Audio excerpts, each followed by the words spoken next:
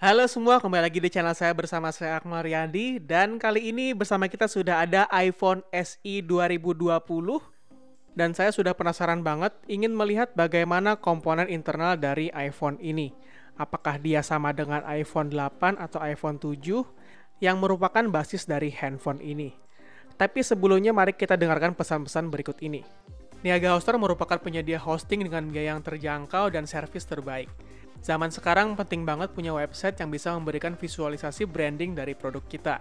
Selain itu, Niaga Hoster juga memiliki produk-produk lainnya seperti cloud hosting, cloud VPS, hingga pembelian nama domain yang kalian inginkan. Teknologi yang digunakan Niaga Hoster sudah up to date, yaitu Lightspeed Web Server yang bikin loading website jadi lebih cepat, dan teknologi keamanan Immunify 360 yang menjaga dari serangan hacker, malware, dan virus berbahaya setiap saat. Kerennya lagi, ada diskon hingga 75%, mantep banget untuk memulai website kalian. Tim supportnya juga cepat dalam membantu, serta mereka online 24 jam untuk menjawab pertanyaan kalian. Jadi tunggu apa lagi, langsung cek promonya ke website Niaga Hoster dan gunakan kode voucher Akmal Riyadi untuk diskon 10%. Seperti biasa, di bagian bawah iPhone itu selalu ada dua baut ini. Desain dengan dua baut di bawah ini masih dipertahankan sampai di iPhone sekarang, yaitu iPhone 11 series. Ingat, simpan bautnya jangan sampai hilang ya. Oh iya, saya beli iPhone ini di iPhones Borneo, di mana toko-toko lain masih belum punya stoknya, tapi si iPhones Borneo ini keren banget, dia sudah punya stok iPhone SE 2020. Seperti biasa, kita panaskan terlebih dahulu bagian layarnya untuk melunakkan adhesifnya, kemudian kita gunakan suction cup, dan kita angkat sedikit layarnya sehingga terjadi gap di antara layar dan framenya dan bisa kita congkel. Tapi ingat, congkelnya perlahan-lahan ya, karena di baliknya ada kabel fleksibel yang sangat-sangat rawan bisa mudah sobek seperti kertas.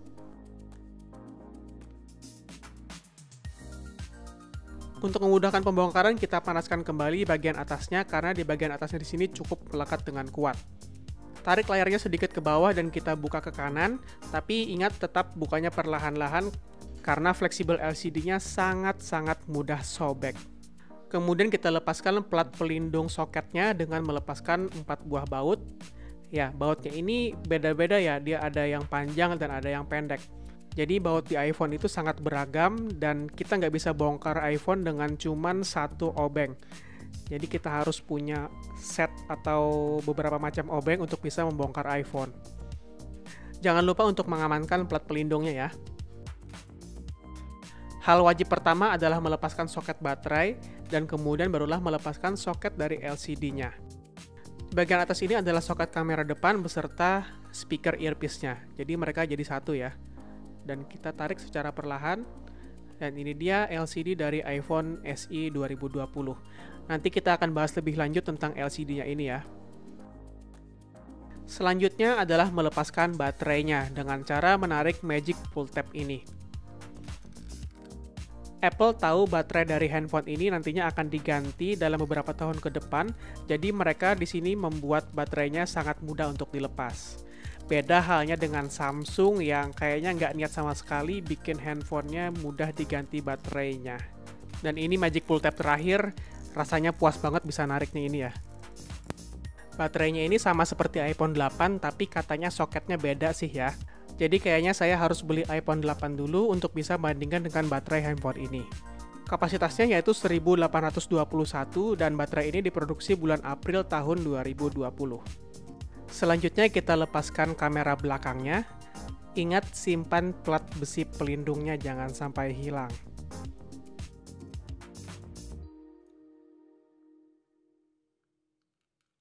Kamera belakang ini memiliki resolusi 12 megapiksel yang sudah dilengkapi dengan Optical Image Stabilization. Ya, jadi stabilisasinya sudah secara optik, tapi Apple tidak ada memberikan pernyataan apakah sensor yang digunakan sama dengan iPhone 11 atau masih sama dengan iPhone 8. Jadi kita masih belum tahu di sini. Oh iya, tadi saya lupa lepas SIM tray-nya ya. Selanjutnya kita lepaskan pelindung ini untuk membuka fleksibel di bagian atas motherboardnya di sini. Jangan lupa lepaskan fleksibel yang lainnya juga ya. Kemudian lepaskan baut-baut yang menahan motherboardnya. Dan motherboardnya bisa kita lepaskan. Handphone ini dilengkapi RAM 3 GB dan menggunakan prosesor A13 Bionic yang sama dengan iPhone 11 series. Tapi sayangnya kita nggak bisa melihat prosesornya karena semua terlindung oleh plat besi.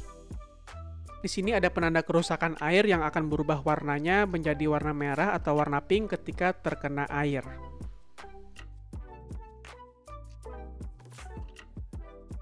Kemudian kita lepaskan lagi baut-baut yang ada di bagian bawah handphonenya.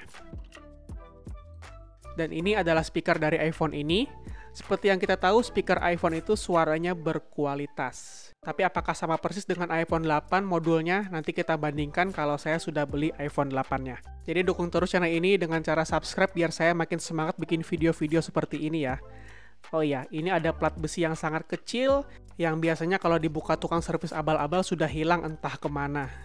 Dan ini adalah Taptic Engine atau motor vibrator dari iPhone. Jadi tidak sama dengan motor vibrator pada biasanya yang berbentuk bulat. Dan di sini saya beruntung punya Taptic Engine dari iPhone 7 Plus saya, jadi bisa kita buka untuk melihat bagian dalamnya.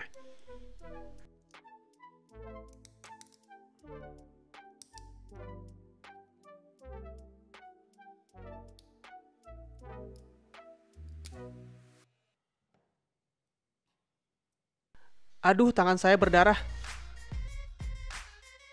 Bercanda. Itu cuman pelumas dari Taptic Engine-nya ya. Jadi cara kerja vibratornya ini listrik mengalir dari kabel itu dan mengalir ke coil ini, lalu coil akan menimbulkan medan magnetik yang akan menggerakkan si vibratornya ini. Pergerakannya yaitu ke kiri dan ke kanan dan frekuensinya sangat-sangat tinggi. Ya, saya akui vibrator iPhone itu adalah vibrator terbaik pada handphone dibandingkan dengan handphone apapun yang ada. Jadi ini adalah modul dari charging portnya. Biasanya tukang servis itu menyebutnya adalah flexible charger. Semuanya ada di sini, dari mikrofon, charging port, hingga antena dari handphone ini. Kemudian yang bulat berwarna hitam di tengah ini adalah coil dari wireless charger handphone ini. Dan yang di atas ini adalah kabel fleksibel. Dan di bagian kiri ini fleksibel untuk mute switch dan tombol volumenya. Dan di bagian kanan adalah tombol powernya, tapi fleksibelnya mereka menjadi satu.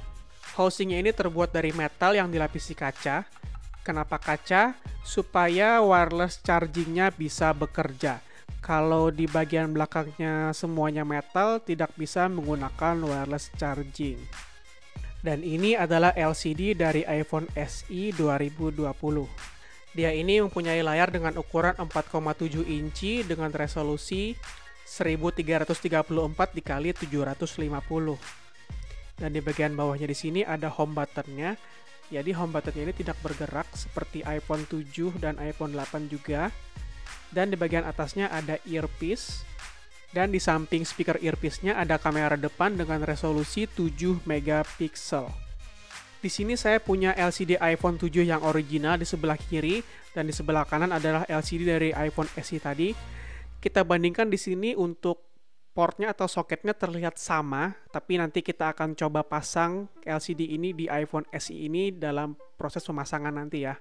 Mari kita lihat komponen-komponennya. Jadi di video unboxing handphone ini ada yang komentar mending beli Android dengan harga segini bla bla bla. iPhone itu bukan untuk kaum mending-mending. iPhone itu punya punya pasarnya sendiri. Contohnya istri saya, dia nggak mau jual atau berpindah dari iPhone 7-nya dengan ukuran yang kecilnya itu bagi dia nyaman. Artinya handphone ini sangat cocok buat dia. Saya pun sampai sekarang pakai dua handphone yaitu iPhone dan Android. Yang Android ya karena memang saya sering melakukan review handphone, tapi kalau yang iPhone itu merupakan kebutuhan bagi saya. Karena kalau pengen update Instagram Story itu harus pakai iPhone. Kalau Android itu hasilnya burik. Ya kecuali kalian rajin rekam story-nya dengan aplikasi kamera bawaannya, terus kalian upload di Instagramnya. Tapi ya ribet sih jadinya. Mending pakai iPhone kan? Karena Magic Pull Tab yang tadi sudah kita pakai, jadi kita gunakan adhesive ini untuk menempelkan baterainya. Tapi kita potong dulu sehingga tidak terkena coil dari wireless chargernya. Dan kita pasang ke baterainya seperti ini.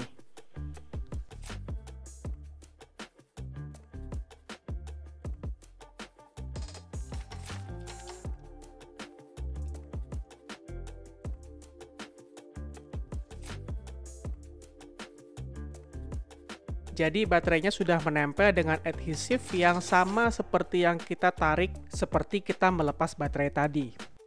Kemudian kita pasang LCD-nya dan akan kita coba nyalakan kembali handphonenya. Apakah dia akan bekerja kembali seperti semula?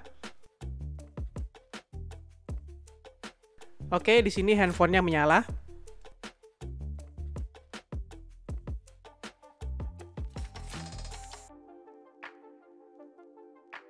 Kemudian kita coba kamera belakangnya, apakah dia berfungsi dengan baik. Ya, kamera belakangnya berfungsi dengan baik. Kemudian kita coba kamera depannya. Dan di sini kamera depannya masih berfungsi dengan baik juga. Kemudian kita lepas kembali LCD-nya. Dan di sini saya akan mencoba memasang LCD dari iPhone 7 saya.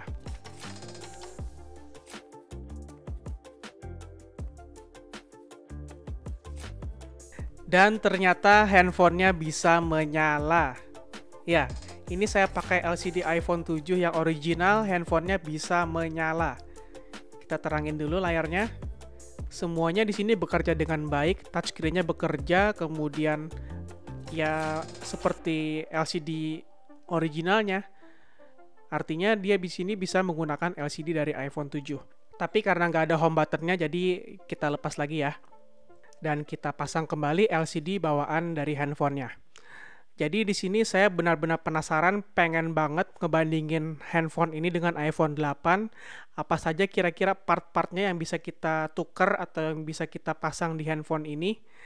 Ya, jadi dukung terus channel ini dengan cara subscribe ya. Jadi biar saya bisa beli iPhone 8 buat bandingin dengan handphone ini.